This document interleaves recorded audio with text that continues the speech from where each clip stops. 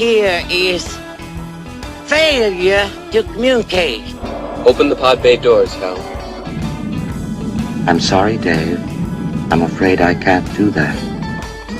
Okay, the moon landing, which is obviously fake. No, it's not obviously fake. No, that's actually not what I Are said. you The moon landing is crazy? definitely fake, by the way. The moon 100% landing's not- fake. The what? shadows are off. No, they're not. Yes, they are. I've looked at photos on the internet and it Yeah, proves it. Nick, that's... The shadows are off. The shadows are off. Shadows The shadows are not- are off. I don't know if that isn't the most appropriate intro that we've ever had. I've got him, John Hinderaker with the American Experiment. What I mean by that, John, I honestly believe that we can't believe our own lying eyes anymore, and we have gone too far. Thanks for being here, by the way. John Hinderaker, president of the American Experiment. Between you and I, John, I thought when session started on Tuesday, we would find out very quickly if, because of the craziness that's been Minnesota in the last 9 months, whether both sides could come together enough that we could get some serious work done. And after Tuesday and as maybe Wednesday, I don't believe that at all. I think we are so off kilter, we can maybe not ever come back. Your thoughts on how you think? Here, lead the witness. The Democrats came out with their 11-point plan to make ICE pay for all that they did. And, of course, Republicans come out, they want to talk about fraud. Neither one had an item on the other one's agenda. We're just going to draw lines in the sand and be done. My opinion. Your thoughts? Well, look, I mean, our legislature is 50-50, first of all. It's exactly 50-50 in the House. Depending on special elections, I'm not sure if there is a special election outstanding at the moment or not, but it's like one vote majority for the DFL in the Senate. So we are a 50-50 state. Sure. Our congressional legislation is split, representation is split 50-50. And we have one party in this state that is in favor of fraud. I mean, don't kid yourself, Al. I mean, there's a reason why criminals from around the country come to Minnesota, because everybody knows if you go to Minnesota, all you got to do is ask for some money and they'll give it to you. That's not by accident. You know, I mean, I don't have a real high opinion of the competence of some of these people in state government, but I think that if they wanted to cut down on fraud, they would be able to do it. And as you say, we're starting the legislative session, and the DFL party has put forth various proposals, none of which have anything to do with our budget and stopping the billions of dollars that are flowing out the door in fraudulent criminal payments. And there's a serious risk that we're going to start losing federal funding too, Al. I mean, the one big beautiful bill included provisions that require states to take some reasonable measures to control fraud in programs like Medicaid. You know, my organization, American Experiment, has published data indicating that of all Medicaid dollars spent in Minnesota, we're talking about billions of dollars here, billions of dollars, 20% go to people who either don't live in Minnesota, already have other insurance, or are dead. Okay, 20%. These are not very hard things to verify if you want to verify them. You know, other states that don't want fraud, don't want the taxpayers' money being stolen, have got all kinds of measures in place to see that dollars are being spent legitimately in these programs. And I think the federal government is very likely to start withholding. I think there's already a movement in place to start withholding hundreds of millions of dollars from Minnesota because our government is too incompetent to administer federal taxpayer funds. And I think we may very well see a couple of $1 billion withheld from the federal government. And if that happens, of course, our DFLers will jump up and down screaming about, oh, evil Donald Trump, you know, starving children in Minnesota. Well, you know, the reality is our state government is so uniquely incompetent that it's really malpractice if the federal government sends us tax dollars from other states. But why does the system not work? And I agree with what you're saying, but I don't think I'm that insulated. If I look at my friends, maybe they lean a little more right than they do left, but I've got left wing. No one I know thinks fraud is a good idea. No one here likes the idea, like you say, 20% of that money is going to people that don't even live in the state. None of my friends, no one to a T wants that. At least that's what they say. But yet they're voting these people in, or these people don't care about the votes. How is it that year after year, this kind of money goes out the door? It was like, yeah, no, orange guy bad? Is it orange guy bad so bad that we'll just piddle away 20% of all our income just to give to bad guys? Well, I guess. What is that about? How does I it don't keep know. working? I don't know. I mean, we at American Experiment, we poll Minnesotans every quarter for our Yeah. magazine, Thinking Minnesotas. It's a Thinking Minnesota poll. Yep. And you can go back through now, I think about 7 years worth of quarterly poll data on every issue. And certainly Minnesotans don't tell us we love fraud. They don't say that. They Yep. say they want to do something serious about fraud. They say they have told us that in 2026, when they go to the polls, fraud is going to be right at the top of their list of issues. Minnesotans say that. Yep. And I guess we'll see what happens. So in 2022, that was the last time we had a big election in Minnesota, Yep. right? In Yep. 24, there was nothing up at the House. 2022, everything was up. And in 2022, that whole election was about abortion. I don't think the DFL ran a single television ad that talked About about anything else. anything except abortion. So Tim Walz's record was never even discussed Yeah. in 2022. If you go back to the last big election before that, it was 2018. In 2018, Orange Man bad, right? Yeah. So now we got 2026, and I think the plan on the DFL side is to make this election a campaign against President Donald Trump, as if Donald Trump is somehow responsible for the mess that we have here in Minnesota, as opposed to the people who have been governing Minnesota. You guys, you have the American Experiment. Besides your website, you do a podcast. You're out there doing it. Is it enough anymore that X is available to everybody? Is there enough alternative ways of finding what's going on? The story that I would throw at you quickly. Optum, the group we've now paid $2 million for from the governor to look into what's going wrong here, like the auditor wasn't good enough, comes out with a report that basically said if we just, in Medicaid, if we followed the rules as set up, we'd save $1.7 billion with a B. And the guy who runs that, this Conley guy, comes out and he says, hey, this isn't fraud. Don't paint us with the fraud brush. This is us just not following the rules. Our own rules. Yeah. For the life of me, sir, I don't know how the man has a job. I don't know anywhere else in the world where someone would say, yeah, just by not following the rules that you told me to follow, we lost $1.7 billion. But you know what you don't hear? The governor reacting. You don't see the front page of the Star Trib saying, remember the Star Trib was arguing with Trump about it's never going to be $1 billion. We only have like 200 million that we figured out. They're arguing. Now their own people they paid $2 million for said 1.7 bill is out the door. It doesn't make the front page. Is there enough cover? Do enough people know what's going on, John? Are we? That's why I think I'm really feeling today that we're going down a road we can't come back. I mean, look, I don't think anybody reads the Star Tribune anymore. First of all, Okay. I mean, their mission is not to cover the news; it is to cover up the news. And, Okay, there was fair a time when if the newspaper, the local newspaper, didn't cover a story and the local TV stations didn't cover a story, maybe not very many people would learn about the story. Those Yeah. are the good old days, if you talk to journalists.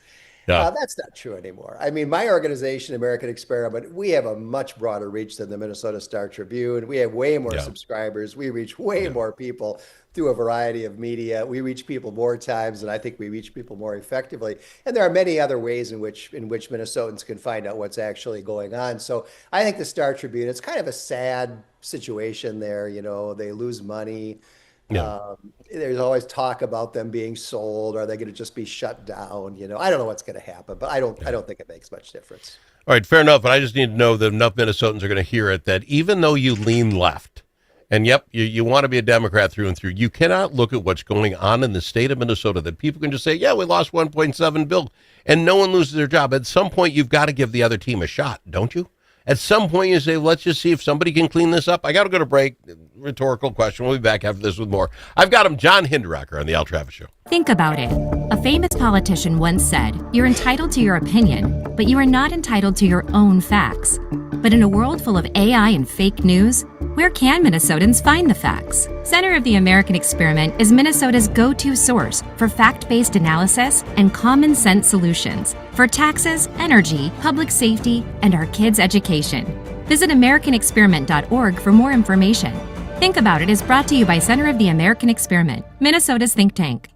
You need a friend at the Capitol who knows how to get things done. And you're in luck because that's exactly who we are, your friends at the Capitol, and we deliver results. At Momentum Advocacy, We bring decades of experience in lobbying, public affairs, and crisis communications. From local nonprofits to national corporations, we help you move policy, manage your media, and make your voice heard. We're not just seasoned pros, we're essential partners. Momentum Advocacy, your friends at the Capitol. Learn more at momentum-advocacy.com.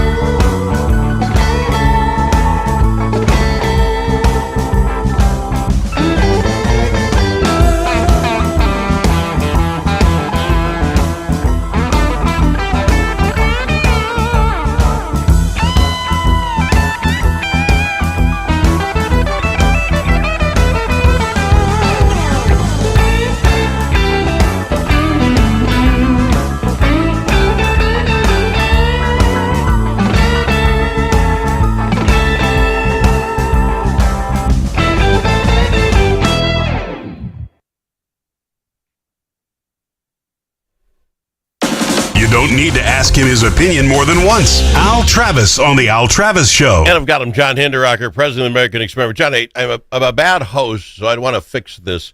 Generally, we wait to the very end and talk about all the stuff that your company does, American Experiment, and then I give you the one finger sign. There's 1 minute to go. Let's race. Let's spend a little time on that, and then we'll get to my last topic.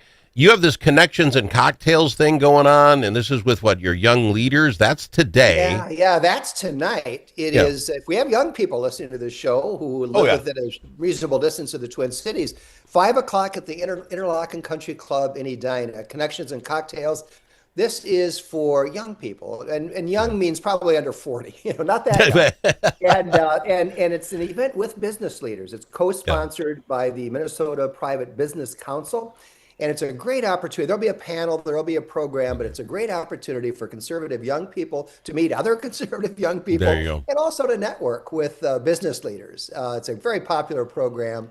5 o'clock this evening at the Interlochen Country Club in Edina. Cocktails and what do we call it? Connections and cocktails. And the other one, of course, you'll be heading yourself, I'm sure, because it'll be nice and warm. You have coming up March 17th, the evening in Phoenix. Yeah, we were in Naples Monday of this week. It was kind of nice to get down there for a few days. Great event in Naples, Florida. March 17, if any of our listeners spend part of the winter in Phoenix, we'll be at the Musical Instruments Museum. That event starts at 5:30 p.m. on March 17, Minnesota Evening in Phoenix. Again, you can go to americanexperiment.org and click where it says events at the top of the page and learn all about these events. I got to mention one more thing, Al, before we move on, and that is, as we all know, this is the 250th anniversary of the Declaration of Independence. Yes, sir. And people consider that the 250th anniversary of the birth of our country. And so there's a big nationwide celebration going on around that anniversary. And American Experiment is heading up the celebration here in Minnesota. You'll notice that the Walz administration has not announced any events to celebrate American history. Don't hold your breath. That's not happening. But we are. All year long, we're having a series of events all over the state of Minnesota. We're going to have a big celebration at the state capitol. and we're going to be doing all we can to Super. educate people, inform people about American history, and also about Minnesota history. We are going to publish in the next couple of months a super interesting book about the history of our own state of Minnesota. Wow. And if the Fantastic. current condition of our state depresses you, read this book, because there's a lot of good. There's a lot of I will do that. in our history. I am disappointed. I will watch it, but I won't let you go for that one more, because I think I can announce it because I got emails on it. Your annual dinner gala has been planned. You've got the speaker. I mean, I don't know how you get these folks, but you do it. U.S. Senator Tim Sheehy's coming on, right? Yeah.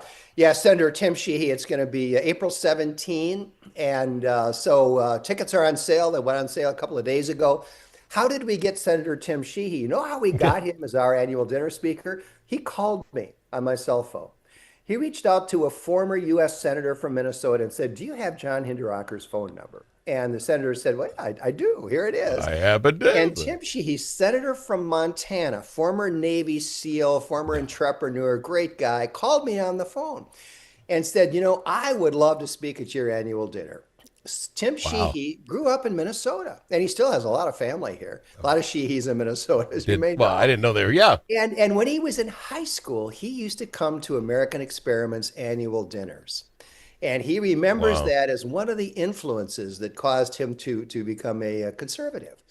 And he said, "I'd love to be involved in your annual dinner." And I said, "Senator, you are on." And so Senator Tim Sheehy of Montana is going to be our annual dinner speaker. And we'll talk more about that as we go to get people to sign up for it. But I was just shocked. It's like now they're just calling. How big a muckety muck are you, John? They're just calling. I love that. That is a great story. Tim Sheehy just called. "Can I get a hold of you, John? I want to do you a favor."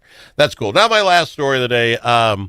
One of our representatives got a hold of Hennepin County's voter rolls, put in a request, and somebody there wasn't paying enough attention. She said, "Okay, send them off." And she ended up finding some 8,000 under suspicion votes from the last election. 8,000. 20% in one precinct alone. And, of course, Simon and the rest are backpedaling, saying, well, that just means they're under suspicion. We're not sure. We're going to look into it. Doesn't mean any hanky-panky went on. But, John, we don't have provisional ballots here. No. So 20% of those people walked to the precinct, voted, threw them in the machine, and if we find out they can't, they pull one out. But it may not be the guy who voted wrong. It would be my vote or whoever. It's a horrible system, and I think we found out in Hennepin County we know there's a problem. How do we not get this fixed? How can the Secretary of State continue to hold off sharing the ballots? Minnesota is the only state in the country that has both same-day registration but no provisional voting. Everybody else thinks that's crazy, right? So a person may or may not be a legitimate voter, but either way, he gets to cast his ballot. His ballot goes into the machine, it gets counted. That's it. If you find out 3 months later, he wasn't a legitimate voter, too bad. There's nothing you can do about it. His vote has been counted. It's a terrible system, and it's a system you only have if you want to encourage voter fraud. There's no other explanation. No other state does it. Only Minnesota. But it's the fight I don't get. Oh, well, we don't want to give up our personal information to the federal government. What is it they don't have, John? My name, my social security, government. Wait a minute, Al. It's not just the federal government. Steve Simon has a whole body of data on the postcards that came back from the counties. When people show up to vote on the same day register, but they don't have any identification, there's a record made of that. The county then mails a postcard to that person at that address, and sometimes, we don't know how often, they come back, sorry, no such person, right? So the counties have those records. They give them to Steve Simon. Steve Simon refuses to make them public because they would show a huge number of illegal votes.